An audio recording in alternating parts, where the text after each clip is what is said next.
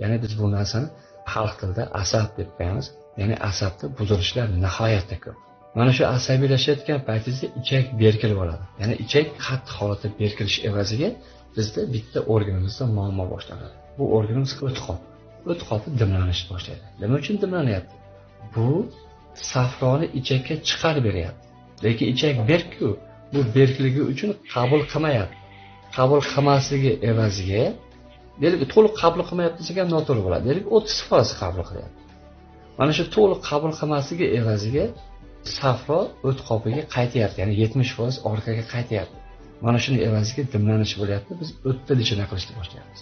Aslida qarang, o't dimlanishning sababi ichak qabul qilmaganligi uchun o't dimlanyapti. Endi qarang, biz o'tni ichini qilyapmiz. Tasavvur qiling. Hazmda, demak, hazm qiluvchi organ oshqozon deb qabul qilsak, oshqozonga yordamchi organlar, ya'ni og'iz bo'shlig'idan to orqa peshobgacha hazm sistemasi kelsa, asosiy hazm qiluvchi organ oshqozonga ichak bilan o't qopini hazmga yordam bermasligi nagruzka bo'lib tushadi. Ya'ni oshqozonga. Yana mana oshqozonda, ya'ni hazm buzildi. Nimadir siz mushtdek botadi, nimadir siz yoqmasligi mumkin. Endi siz parhez qilishga o'tasiz, oshqozonda hazm buziladi. Endi qarang, bu yerda oddiy misol, oshqozondagi demak hazmni joyiga keltirish uchun ichak bilan, o't qopi bilan, asab bilan ishlashga to'g'ri. Mana nima uchun oshqozon kasalliklaridan to'liq chiqib ketyapti? Demak, oshqozonga o'ziga e'tibor qaratilmayapti. Asabga, ichakka, o't qopiga e'tibor qaratiladi. Oshqozon o'zining nagruzkasini pochkaga beradi, ya'ni buyrakka beradi. Ya'ni tasavvur qiling. Bu yerda buyrak. Buyrakda kasalliklar boshlanyapti. Endi qarang, buyrakda nagruzka bo'lsa, qayerga beradi? Buyrakda nagruzka bo'lsa, birinchisi quloqqa beradi. Shovqin, shum, bu buyrakdagi muammolarni kelib chiqishi quloqqa beryapti. Ikkinchisi qayerga beradi? Belga beradi og'riqni. Belga beryapti. Uchinchisi lanchlik, lohaslik. Ya'ni bir gap bilan aytganda immunitet tushib ketishi, bu ham ya'ni buyrakda. Buyrak nagruzkani yurakka beryapti.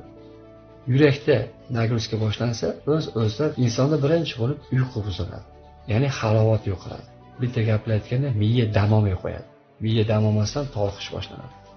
Endi yurak nagruzkani avtomatik o'pkaga beradi. Juda ko'p insonlar bilan ishlaganimizda ularda jiddiy bir kasallikni ko'rmadik. Ularning organizmi xuddi loyga botib qolgan mashinaga o'xshab kuchanib ishlayotganini guvohi bo'ldik. Ana shu kuchanishlar ya'ni bir-biriga o'zining minuslarni, nagruzkalarni berish evaziga bo'lib chiqadi. Yurak nagruzkani o'pkaga bersa, odamda betoqatlanish boshlanadi. Kislorodga to'ymaslik, kela ko'ksiga havo yetishmagandek his qilib, havoga yutoq nafas olishlar shuna holatlar boshlanadi. Ingichka nagruzkani yo'g'onchakka beradi.